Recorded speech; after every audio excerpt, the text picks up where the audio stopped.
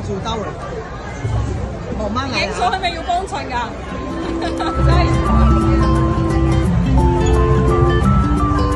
客家嘅女人咧係最中意就係食呢啲噶啦，最有益啊，生細佬哥啊，老人家啊，風濕骨痛啊，食呢啲就好好嘅。呢個咧就酒中之王啊，好似年年都好好賣嘅呢個。係啊，少少加鹽，男嘅都嗱你睇下，專招紅專一滴都係好靚嘅。呢個客家鹽焗雞咧係正宗嘅客家嘢，客家咧冇嘢三個冇，肉豆腐、糯米酒、鹽焗雞，所以我呢度攤檔咧糯米酒已經有啦，係咪啊？